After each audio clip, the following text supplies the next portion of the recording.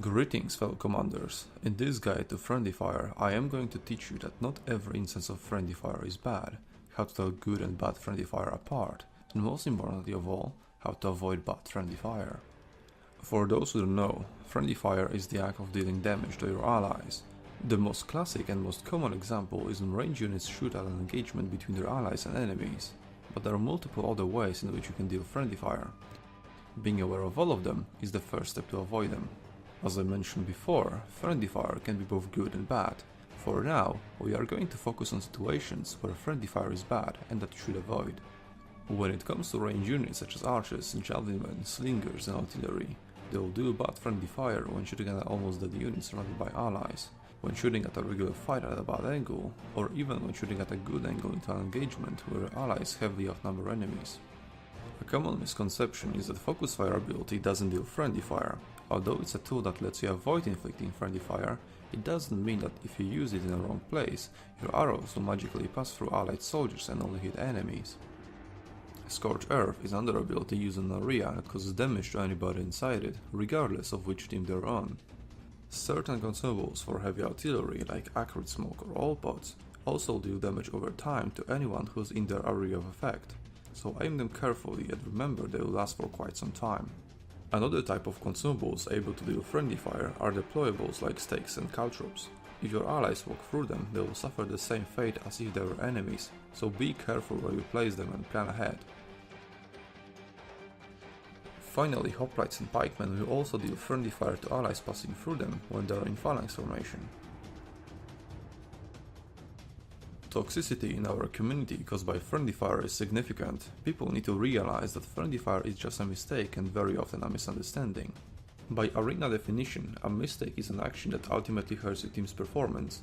Therefore, friendly fire is just as common of a mistake of a ranged player as charging into a wall or failing to prevent enemy cavalry getting to allied archers for a melee player.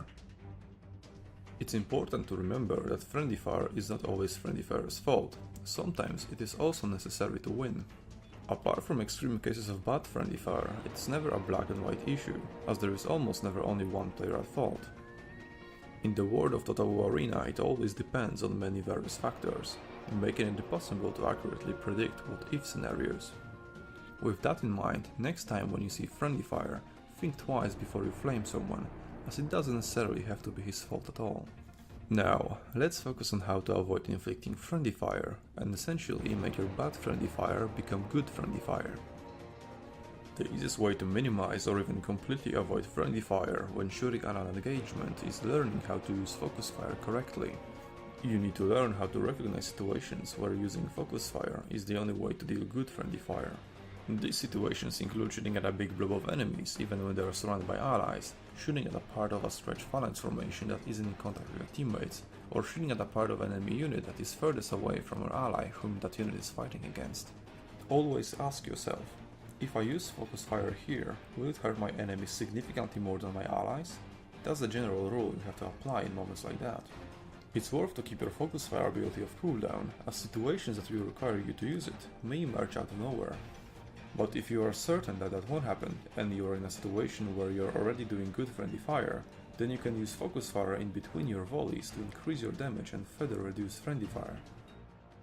Another efficient way to reduce friendly fire is to position your units well. It is harder to master because it requires more situational awareness, as you will often abandon safe positions behind allied troops and expose yourself to enemies.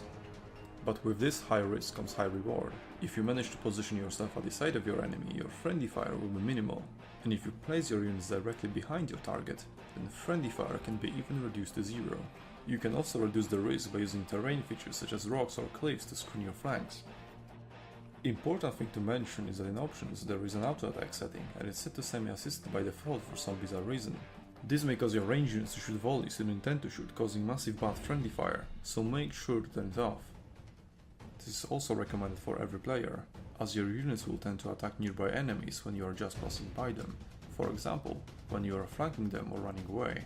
Generally, having full control over your troops is the best way to play. Friendly fire, just like hammer and anvil or flanking, is one of the basic tactics experienced players use to win their battles, obviously provided the friendly fire will be actually good. Good friendly fire doesn't always mean dealing more damage to the enemy than to allies.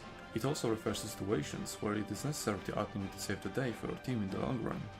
The most classic example of friendly fire being good despite dealing more damage to allies is when an unprotected archer player has to sacrifice some of his units to kill enemy cavalry that attacked him before it kills the rest of range units. Good friendly fire is about altering the outcome of an engagement and in effect an entire battle due to your interference. Most talented and experienced players will be able to factor in many variables like the unit and commander matchup, amount of soldiers on both sides, terrain, angles, armor and missile block values, abilities used, your allies and enemies nearby, situation on the entire battlefield, etc. And we will be able to tell at a glance if the friendly fire they are about to inflict will be good or bad. It takes a lot of practice to become truly good at incorporating friendly fire tactic properly. But don't be discouraged. If you are not that experienced yet, remember that most of the time, as long as you deal more damage to enemies than to allies, it should be fine. How much is a lot? That depends on all the factors I mentioned before, but the most important and the easiest one to learn that you should focus on first is the amount of soldiers on both sides. If a single unit with low HP is surrounded and getting cut down by vastly outnumbering enemy, then it's a no-brainer to shoot them. The second most important factor that isn't that easy to comprehend for everyone is the unit matchup. For example, when allied spearmen surrounded enemy cavalry and are cutting it down, even if you manage to deal significantly more damage to that cavalry than to allied spearmen, it's most likely not worth it, as spearmen have a huge bonus against cavalry. On the other hand, when enemy cavalry is killing off your archers, where those archers are defenseless and have no hope of doing any damage to that cavalry or anything else, then even if you end up dealing more damage to those archers than to enemy cavalry, it will still be considered good friendly fire. If you have hard time telling what the ratio of damage caused by your friendly fire will be due to different armor and missile block values, it's not a bad idea to shoot just one volley to see if it's good or bad. If it's good, then just continue shooting unless you spot a better target. If it's bad, then that's only one volley, it's not the end of the world. Just look for a better target or simply wait. Remember that you don't always have to be shooting or pushing forward, a very common misconception amongst novice players. You can boil it everything down to one main question. Will the damage ratio in that fight be better for our team with my friendly fire? If the answer is yes, shoot away. As you gain experience, you'll be able to answer more questions more quickly and therefore make your decision making a lot better.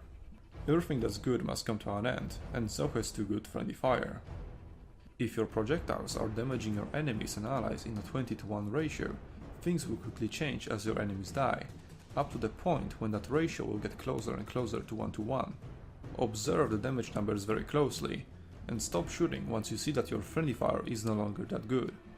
One of the things that make people salty and result toxic when they are victims of good friendly fire is that they don't understand that their unit is being sacrificed for the greater good of the entire team, and that the 20% victory bonus and support points they will get will more than compensate whatever they will miss on due to friendly fire.